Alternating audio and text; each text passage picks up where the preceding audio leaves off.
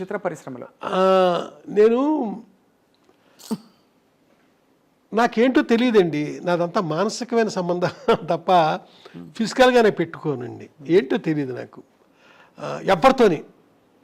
నాకు ఓ హీరోయిన్ అని ఏదో చాలామంది చెప్పుకుంటారా, ఆ మనిషితో సైతం నాకు ఫిజికల్గా నాకు ఎవరితోని సంబంధాలు లేవు. కానీ మీకు ప్రేమ కలుగుతుందా? అదేంటోనండి, మనిషి మీద ఒకనొక ఇష్టం. ఇప్పుడు సినిమాలు ఉదాహరించడం చాలా పెద్ద ఇదిగా ఉంటుంది, బాగోదు. మానసికంగా నేను ఇష్టపడడం తప్ప ఇదేం చేయను. ఓసారి ఒక ఇన్సిడెంట్ జరిగిందండి, బ్యాంకాక్ వెళ్ళామండి. కొందరు రైటర్స్తో పాటు బ్యాంకాక్ వెళ్ళాల్సి వచ్చింది ఒక అతను కలవడానికి, ఒక హీరోని. నాతో పాటు వచ్చిన ఒక యంగ్ రైటరు ఒక రూమ్ చూపించి, ఈ రూమ్లో పలానా డైరెక్టరు పేరు చెప్పనండి 5 అమ్మాయిలతో ఒక రాత్రి గడిపాడండి. నేను అసలు అది విన్నాను కానీ నేను ఏమాత్రం నాకు అది సహించలే, ఏమాత్రం ఆ మాట శబ్దస్ఫూరకంగా నాకు అనిపించలే. నేను ఆ రకం కాదండి, ఎట్టి పరిస్థితుల్లో కాదు. అంటే ఇది అడగడానికి నేపథ్యం కూడా సార్, ఇది ఏదో మీ వ్యక్తిత్వం గురించి అడగడానికి అని కాదు సార్, తప్పట్టుకోకండి దయచేసి. మీరు ఎలా అడిగినా పర్లేదు, బట్ అంటే కానీ అంటే మీ ఇంత భావుకత ఉండే వంశీ గారికి సహజంగానే అంటే మీరు సృష్టించే పాత్రల మీదైనా మీకు ప్రేమ వచ్చేస్తుంది కదా? అవునండి. ఇప్పుడు సితార కావచ్చు, తర్వాత మీరు చెప్పిన అన్ని సినిమాల అందరు హీరోయిన్లు అంత అందంగా ఉన్నారు, ఒక్కొక్క సినిమాలో ఒక్కో తీరులో. సో అప్పుడు వేవ్ లెంగ్త్ అంటే కనెక్షన్ ఎవరితో కలిగి ఉంటుంది మీకు అని? అప్పట్లో మీరు అన్నట్టుగా ఒక హీరోయిన్తో ఎక్కువ మీ పేరుని జోడించారు, కానీ ఇంకా నేను ఇంకెవరితోనే నాకు అలాంటి లేదు. ఇప్పుడు వాణి విశ్వనాథ్ ఉంది, 2 సినిమాలు చేశాను నేను, అంతే. అంతవరకే. శోభన నాకు చాలా అద్భుతమైన వ్యక్తిత్వం, ఇది కలిగిన మనిషి, అంతే, అంతవరకే. ఇలాగ ఏ హీరోయిన్ తీసుకోండి అంతవరకే, అంత మించి. మానసికంగా కూడా ఇంకా నేను ఇంకొక మనిషి జోలికి నేను వెళ్ళలేదండి, వెళ్ళబుద్ధిలే. ఇక్కడ ఒక మనిషిని మర్చిపోతే ఎడుదేమో, అప్పటికి ఎప్పటికీ మర్చిపోకుండా ఉండడం, అలాగే మనసులో ఉండిపోయారు అంతే. అంతవరకే. మళ్ళా ఇంకొక అడుగు ముందుకి కూడా వేయనండి నేను. సార్ ఇలాంటి ప్రేమ వంశీ గారికి కలిగినా ఎవరికి కలిగినా, నాకైనా ఆయనకైనా మనిషి లేకపోవడం బాధ ఉంటుంది కదా సార్. ఆ బాధను ఎలా సమాధానపరుచుకుంటారు? ఏమని చెప్పుకుంటారు మీకు మీరు? ఈ మనిషి నాకు ఇష్టం, ఈ మనిషి నాతో లేరు. ఏమండి ఇది ఒకటి చెప్తానండి, నిన్న ఒక ఫోటో చూశానండి. ఆ ఫోటో ఎవరిదంటే జమున గారిది. నేను డైలీ శుభోదయాలు పెడుతుంటారండి. అవును, ఫేస్బుక్లో కాదు, మామూలుగా పంపించేవాడిని మీలాంటి ఫ్రెండ్స్కి. మీకు కూడా పంపిస్తాను. అలాగే కొంతమందికే పంపించేటప్పుడు మా వర్మ, చిరంజీవి వర్మ అని అతను, అంటే ఇప్పుడు నా తాలూకు యూట్యూబ్ ఛానల్ అంతా చూసేది అతనే. అతను ఫేస్బుక్లో కూడా పెట్టేస్తున్నాడు ఈ శుభోదయాలు. అయితే నిన్న జమున గారు లేకపోయినా ఆ మోగ మనసులో గౌరీ నా గుండెల్లోనే ఉంది అనేదో రాశానండి అన్న. ఆ శుభోదయం అనగారేపట్లో వస్తుంది. సార్ ఫేస్బుక్లో మీరు పెడుతున్న, అంటే మీరు పంపిస్తున్న శుభోదయాలు ఫేస్బుక్లోకి వస్తున్నాయి.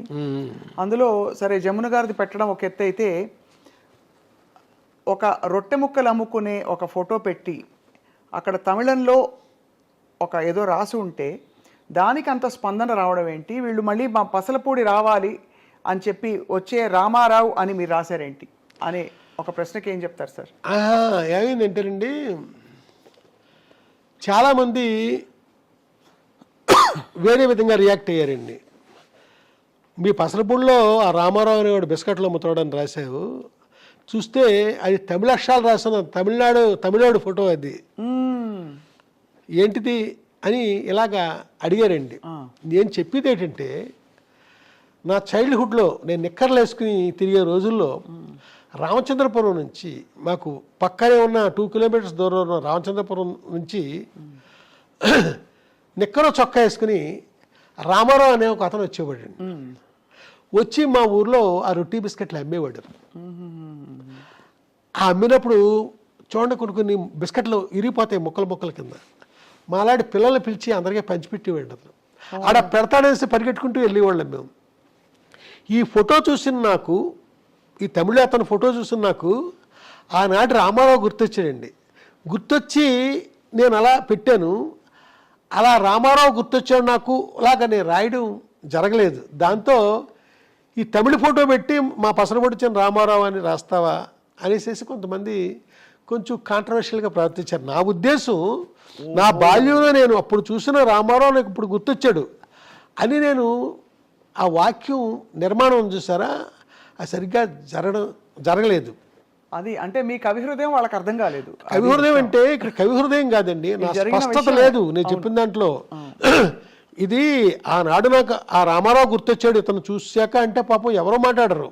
అవునవును. నేను రాసిన దాంట్లో ఆ స్పష్టత లేకపోవడం వల్ల జనం నన్ను అపార్థం చేసుకున్నారు. ఈ ఫేస్బుక్ సాధ్యమైనంతగా నేను కరెక్ట్గా అన్వయించేలాగే నేను చెప్తానండి. శుభోదయం ఏది పెట్టనియండి, నా జీవితానికి అది అన్వయించినప్పుడే నేను దాన్ని తీసుకుంటాను తప్ప పొరపాటుని, లేకపోతే పలానా స్వప్న లైఫ్లో ఇలాగా అది కూడా నేను చెప్తాను, పలానా రామారావు రాజుబాబు అలాగా అని చెప్తానండి.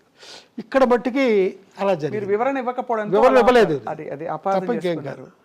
ఎప్పుడంటే ఇంత వయసులోనండి, చిన్నప్పుడు ఇదంతా జరిగింది. గొప్ప జ్ఞాపకాలంటే మీకు చాలా ఇష్టం కదా సార్?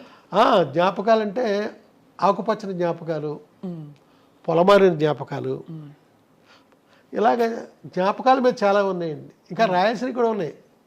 మాట్లాడే జ్ఞాపకాలు ఇవన్నీ రాశాను కదా, ఇంకా రాయాల్సినవి ఉన్నాయండి. పోట్లాడే జ్ఞాపకాలు, పరిగెట్టే జ్ఞాపకాలు, నడిపించే జ్ఞాపకాలు, ఇలాగా ఎన్నైనా రాయొచ్చండి. ఎప్పుడు వర్తమానం నాకు బాగోదు, అది జ్ఞాపకం అయినప్పుడే బాగుంటుంది. ఏంటో నాకు తెలియదండి. అది మీ కళాత్మకత సార్. సార్ కానీ నేను ఇందాక అడిగిన ప్రశ్నకి మీరు మళ్ళీ సున్నితంగా అడుగుతున్నా సమాధానం ఏంటంటే, ఏదైనా మనకి ఇష్టమైన వ్యక్తి కానీ సినిమా కానీ ఏదైనా, ముఖ్యంగా వ్యక్తి అయితే అందులో మన మనసుతో ఇష్టపడిన వ్యక్తి అయితే మన చుట్టూ లేకపోతే మనం కొంత అలజడికి లోనవుతాం.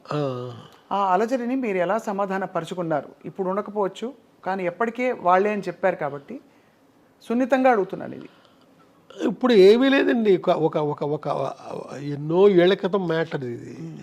ఇవాళ మామూలు కండిషన్లోనే మామూలుగానే ఉన్నా, కానీ ఎప్పుడు జ్ఞాపకం బాగుంటుంది కదా నాకు. మరి అదే ఆ జ్ఞాపకమే బాగుంటుంది. అలా అంతే ఇది బాగుంది.